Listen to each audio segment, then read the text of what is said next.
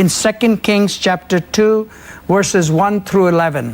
2 ராஜாக்கள் 2ஆம் அதிகாரம் 1 முதல் 11ஆம் வசனம் வரை ஒரு வேத பகுதியை நாம் வாசிக்க போகிறோம். And it came to pass when the Lord would take up Elijah into heaven by a whirlwind, that Elijah went with Elijah from Gilgal.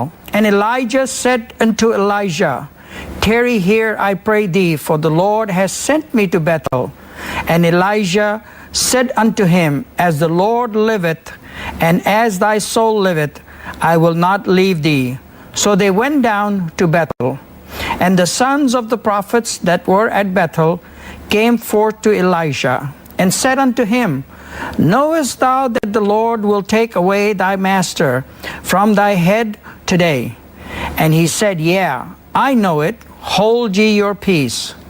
And Elijah said unto him, Elijah, tarry here, I pray thee, for the Lord hath sent me to Jericho.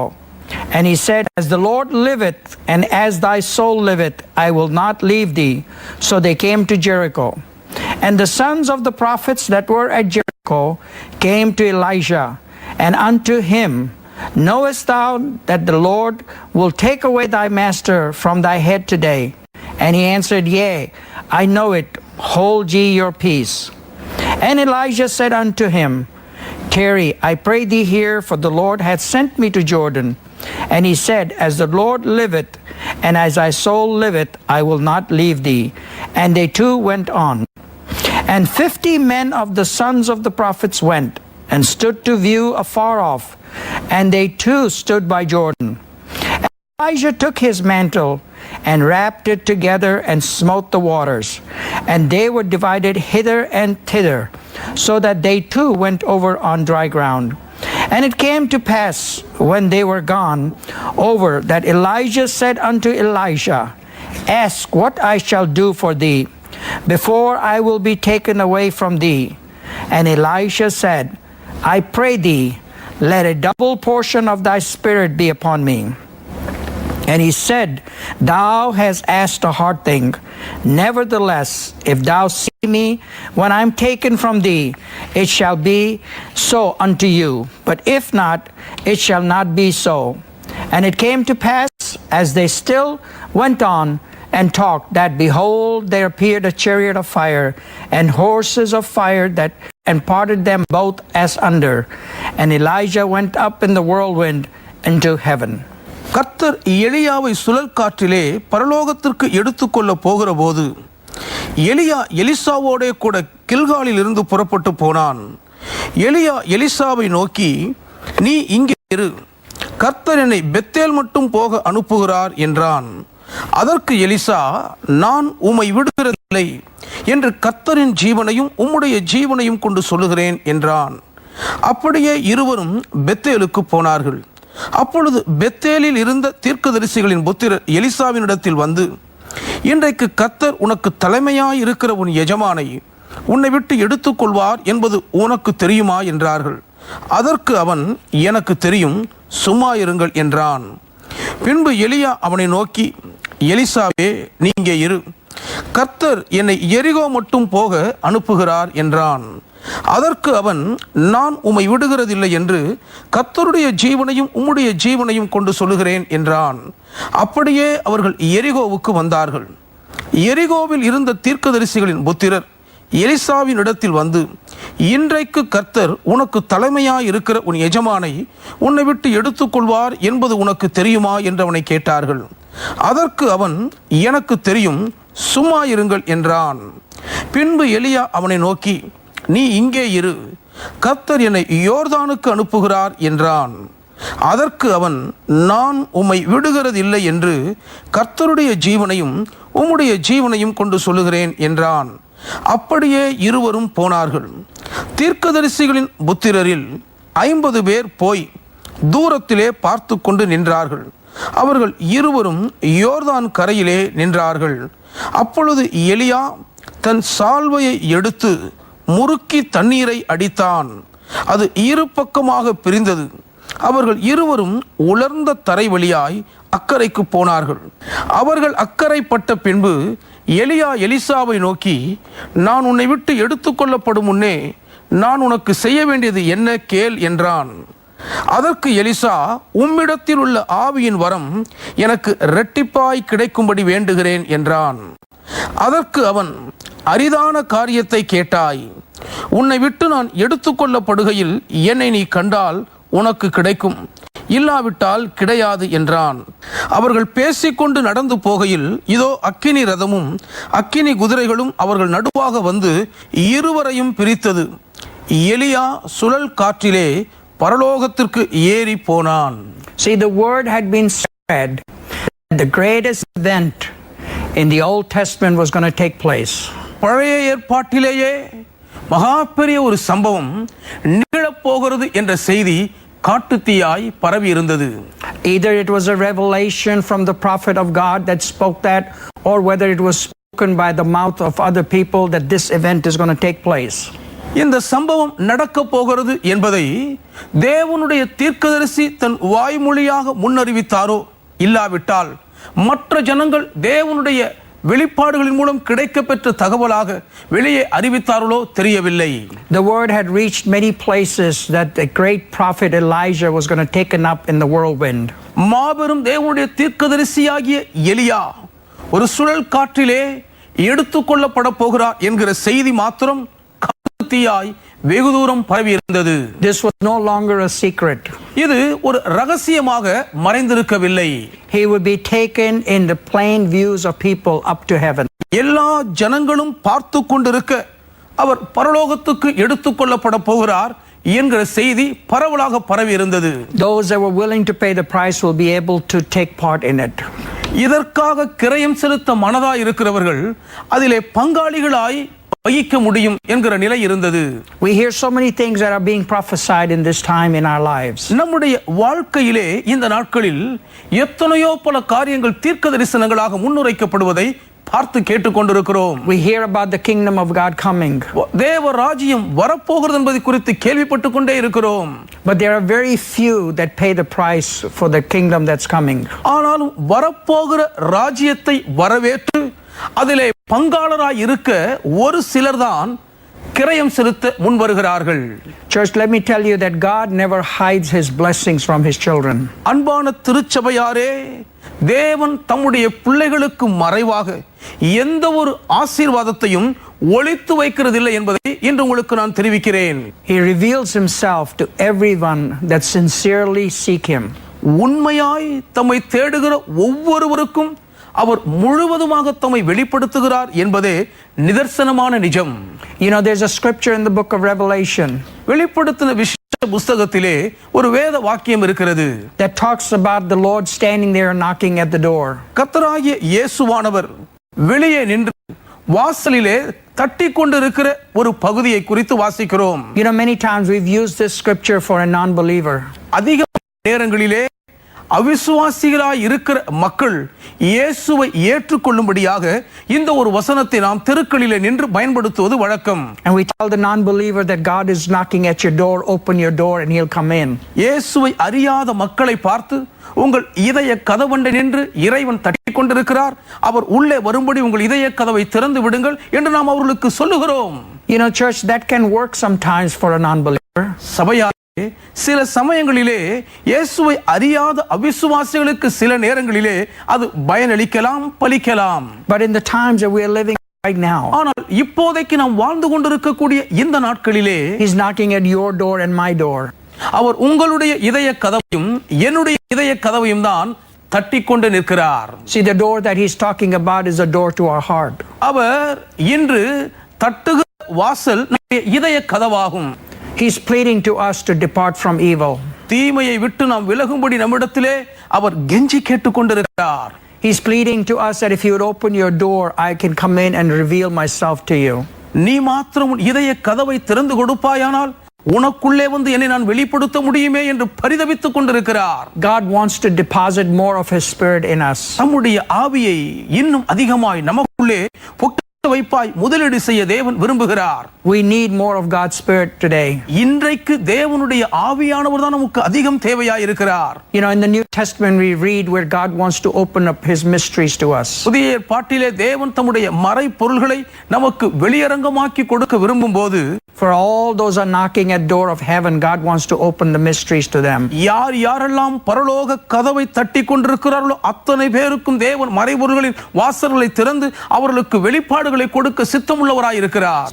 The Bible says that those that diligently seek him, he will reveal his secrets to them. உண்மையாய் தேவனை தேடுகிற ஒவ்வொருவருக்கும் தேவன் தம்முடைய ரகசியங்களை தெரிவிப்பார் என்று வேதம் சொல்லுகிறது. But he says, but those that are just asking, he will bless them. ஆனால் வெறுமனே என்னிடத்தில் கேட்டுக்கொள்கிறவர்களுக்கு நான் ஆசீர்வாதத்தை மாத்திரம்தான் கொடுப்பேன் என்று சொல்லுகிறார். Do you want to move from asking to diligently seeking him? கேட்கிற நிலையில் இருந்து முன்னேறி உண்மையாய் அவரை தேடுகிற அனுபவத்திற்கு கடந்து வர நீங்கள் விரும்புகிறீர்களா? I don't know about you, but I diligently seek him to know the secrets of God. உங்களை குறித்து எனக்கு தெரியவில்லை, தேவனுடைய ரகசியங்களையும் மறை பொருள்களையும் அறிந்து கொள்ளும்படி உண்மையாய் நான் அவரை தேடிக் கொண்டிருக்கிறேன். If I know the secrets of God and I know his ways, then the blessings will already be there. தேவனுடைய ரகசியங்களையும் தேவனுடைய வழிகளையும் நான் அறிந்து கொள்வேனேயானால் ஆசீர்வாதங்கள் ஏற்கனவே அங்கே எனக்காக காத்திருப்பதை பெற்றுக்கொள்ள முடியும். Now we know that Elijah had a school of the prophets. எலியா ஒரு தீர்க்கதரிசிகளின் பள்ளிக்கூடம் நடத்தினார் என்பதை நாம் அறிந்திருக்கிறோம். And Elijah was one of the students there. அந்த தீர்க்கதரிசிகளின் புத்திரருக்கு எலிசாவும் ஒரு மாணாக்கராக இருந்தார். And Elijah had determined in his mind that he wanted God's best for his life. இப்பொழுதும் எலிசா தேவன் தன் வாழ்க்கைக்காக நியமித்து வைத்திருக்கும் உச்சிதத்தை தான் சுதந்திரித்துக் கொள்ள வேண்டும் என்று தீர்மானித்து விட்டார். He had already made up his mind that he was going to stay the course until God would grant him the double portion of the spirit that was upon Elijah. எலியாவின் மேல் தங்கியிருந்த ஆவியின் வரத்தை இரட்டிப்பாய் தேவன் தனக்கு அருளுகிற வரையில் தனக்கு நியமிக்கப்பட்ட அந்த பயிற்சி காலத்தை கடைசி வரை அவர் முடித்தே தீருவதென்று இருதயத்திலே ஒரு உறுதி பூண்டு விட்டார். See, in Deuteronomy 21:17, உபாகமம் 21ஆம் அதிகாரம் 17ஆம் வசனத்தில் பார்ப்போமானால், it says, but he shall acknowledge the son of the hated for the firstborn by giving him double portion of all that he had, for he is the beginning of his strength, the right of his firstborn in his. வெறுக்கப்பட்டவளிடத்தில் பிறந்தவனை சேஷ்ட புத்திரனாக அங்கீகரித்து தனக்கு உண்டான ஆஸ்திகளில் எல்லாம் 2 பங்கை அவனுக்கு கொடுக்க வேண்டும். அவன் தன் தகப்பனுடைய முதற் பலன் சேஷ்ட புத்திர சுதந்திரம் அவனுக்கே உரியது என்று வாசிக்கிறோம். See, Elijah was proclaiming the right of the firstborn. இங்கே எலிசா சேஷ்ட புத்திர வாகனுக்குரிய உரிமையை நிலைநாட்ட விரும்புகிறதை பார்க்க முடிகிறது. Elijah had the right to own everything that Elijah owned after Elijah was taken up. எலியா எடுத்துக் கொள்ளப்பட்ட பின்பு எலியாவுக்கு உண்டாயிருந்த எல்லாவற்றையும் சுதந்திரித்துக் கொள்ளக்கூடிய உரிமை எலிசாவுக்கு இருந்தது. Elijah was not interested in the house that Elijah had. எலியாவுடைய வீட்டின் மேல் எலிசாவின் கவனமும் நாட்டமும் சுதந்திரித்துக் கொள்ளும்படி பதித்திருக்கவில்லை. He didn't want land or wealth. Elisha நிலத்தையோ கட்டடங்களையோ செல்வங்களையோ வேண்டும் என்று விரும்பவில்லை. Elijah wanted the power of God that rested upon Elijah. ஆனால் எலியாவின் மேல் தங்கியிருந்த தேவனுடைய வல்லமைதான் தனக்கு வேண்டும் என்று எலிசா விரும்பினார். How many of you would also have a heart to have a double portion? உங்களில் எத்தனை பேர் இரட்டிப்பான பங்கை பெற்றுக்கொள்ள வேண்டும் என்ற ஒரு இருதயத்தோடு இருக்கிறீர்கள்? See, many times it has been preached that the double portion is the anointing that Elijah had, and we desire to have the same thing. பல சந்தர்ப்பங்களிலே இரட்டிப்பான அபிஷேகத்தை எலிசா விரும்பினார், அதையே தான் நாமும் விரும்பி பெற்றுக்கொள்ள வேண்டும் என்று பிரசங்கிக்க கேட்கிறோம். Let me tell you a secret here. இங்கே ஒரு ரகசியத்தை நான் உங்களுக்கு சொல்லட்டுமா? Elisha was not looking for the double portion of the anointing from Elijah. எலியாவிடம் இருந்த அபிஷேகத்தின் இரட்டிப்பான வரம் தனக்கு கிடைக்கும்படி எலிசா கேட்கவில்லை. Elijah wanted the double portion of God that was in Elijah. எலியாவுக்குள் இருந்த தேவனை இரட்டிப்பான பங்காக தனக்குள் பெற்றுக்கொள்ள வேண்டும் என்று எலிசா விரும்பினார். We don't need a double portion of the anointing. அபிஷேகத்தின் இரட்டிப்பான பங்கு நமக்கு தேவையில்லை. We should always look for the double portion of God. தேவனை எப்போதும் 2 மடங்காக பெற்றுக்கொள்ளவே நாம் விரும்ப வேண்டும். That's what Elijah wanted from Elijah. எலியாவிடமிருந்து எலிசா அதைதான் வேண்டும் என்று கேட்கிறார். He knew this God that was in Elijah. எலியாவுக்குள் இருக்கிற அந்த தேவனை எலிசா அறிந்திருந்தார். He had seen Elijah do many miracles. எத்தனையோ பல அற்புதங்களை எலியா செய்கிறதை Elisha பார்த்திருக்கிறார். He has seen Elijah bring the fire of God down on Mount Carmel. கர்மேல் மலை உச்சியிலே தேவனுடைய அக்கினியை எலியா வானத்திலிருந்து கீழே இறங்கி வர பண்ணினதை கண்கூடாக Elisha பார்த்திருக்கிறார். He had seen God move through Elijah and do many miracles and deliverances. தேவன் எலியாவின் மூலம் அசைவான எத்தனையோ பல அற்புதங்களை அதிசயமான விடுதலைகளை கொடுத்திருக்கிறதை Elisha பார்த்திருக்கிறார். He had seen God answer Elijah's prayers. எலியாவின் ஜெபம் தேவன் உத்தரவு கொடுத்து பதிலளித்திருக்கிறதை அவர் கண்கூடாக பார்த்திருக்கிறார். He knew surely that God was with Elijah. நிச்சயமாகவே தேவன் எலியாவோடு கூட இருக்கிறார் என்பதை எலிசா அறிந்திருந்தார். So Elijah wanted the double portion of God that was in Elijah. ஆகவே எலியாவில் இருந்த அந்த தேவனை தான் இரட்டிப்பான பங்காய் பெற்றுக்கொள்ளும்படி எலிசா விரும்பினார். As I mentioned to you earlier that Elijah was part of a student of a prophetic school. முன்பு நான் குறிப்பிட்டு சொன்னது போலவே திரும்பவும் சொல்லுகிறேன். எலியா நடத்தின தீர்க்கதரிசிகளின் பள்ளியிலே இருந்த அநேக தீர்க்கதரிசிகளுக்குள் எலிசாவும் ஒரு மாணவராக பயின்று வந்தார். This school was in Gilgal, a place probably in the hill country of Ephraim. எப்ராயிமின் மலை தேசத்திலே இருந்த கில்கால் என்ற ஒரு இடத்திலே அந்த தீர்க்கதரிசிகளின் பயிற்சி பாசறை அமைந்திருந்தது. So while Elijah was going through this school, Elisha இந்த தீர்க்கதரிசிகளின் பயிற்சி பள்ளிக்கு போகும்போதெல்லாம் he had already learned how to operate in the gifts of the prophetic ministry. தீர்க்கதரிசன ஊழியத்திலே அந்த வரத்தில் எப்படி இயங்கி செயல்படுவது என்பதையெல்லாம் அவர் முன்னமே கற்றறிந்திருந்தார். He had learned some godly principles.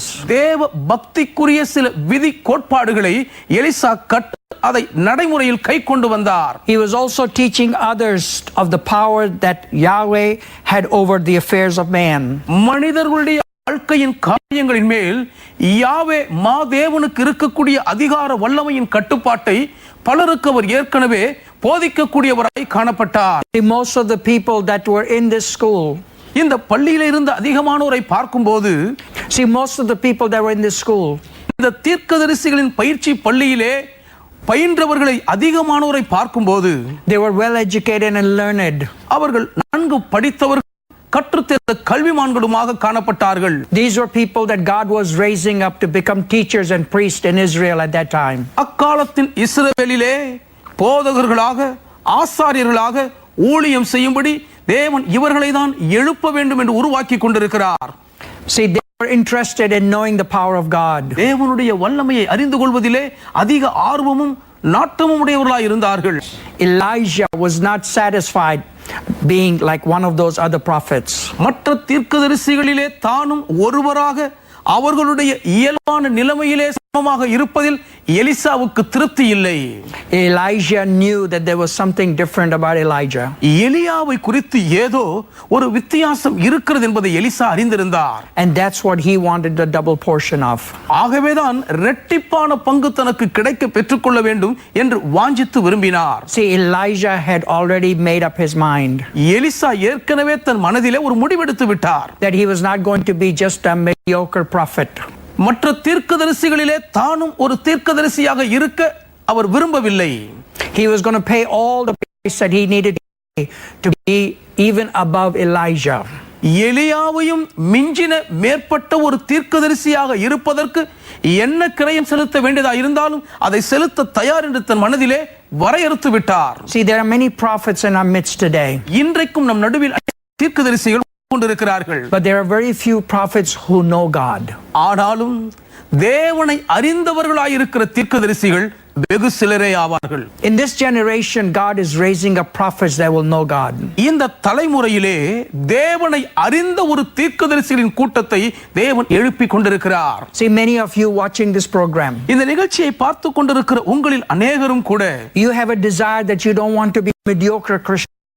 சாதாரணமான மற்ற கிறிஸ்தவர்களிலே நானும் ஒரு கிறிஸ்தவன் என்று இருக்க உங்களுக்கு விருப்பம் இல்லைதான். You want to go beyond just being a normal Christian. ஒரு சராசரி கிறிஸ்தவர்களாய் இருப்பதற்கு அப்பால் மேலோங்கி கடந்து செல்ல நீங்கள் ஆசைப்படுகிறீர்கள். You want the power of God to work in your life. தேவனுடைய வல்லமை உங்கள் வாழ்க்கையின் மூலம் கிரியை செய்ய வேண்டும் என்று நீங்கள் துடித்துக் கொண்டிருக்கிறீர்கள். But you have to pay the price.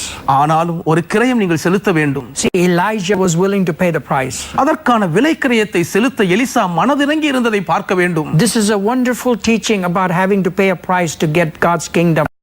நமக்கு தேவ ராஜ்யத்தை பெற்றுக்கொள்ள கிரயம் செலுத்த நாம் தாராளமாய் முன் வருவதை பற்றிய ஒரு அற்புதமான ஒரு போதனை இதுவாகும். I'm going to continue in this study.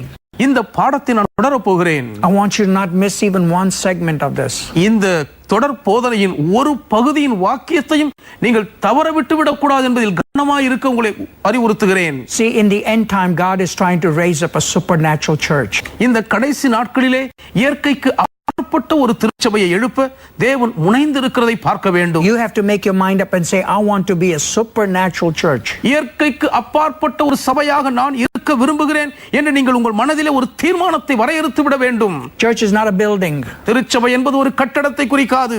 You are the church of the Lord. நீங்களே கர்த்தருடைய திருச்சபையாய் இருக்கிறீர்கள். Our time has come to an end. இன்றைய நேரம் ஒரு நிறைவுக்கு வருகிறது. Let me pray with you. நான் உங்களோடு ஜெபிக்கட்டும். Dear Heavenly Father, பரமபிதாவே, Lord, I just pray your children that are watching this show, இந்த நிகழ்ச்சியை பார்த்து கொண்டிருக்கிற உம்முடைய பிள்ளைகளுக்காக நான் ஜெபிக்கிறேன். their hearts are going to be stirred up, Lord. இவர்களுடைய இருதயங்கள் தட்டி எழுப்பப்படட்டும் ஆண்டவரே. They're going to want a double portion of you, Lord. கர்த்தாவே, உம்மை தங்கள் வாழ்க்கையில் இரட்டிப்பான பங்காய் பெற்றிருக்க வேண்டும் என்று இவர்கள் விரும்புகிறார்கள்.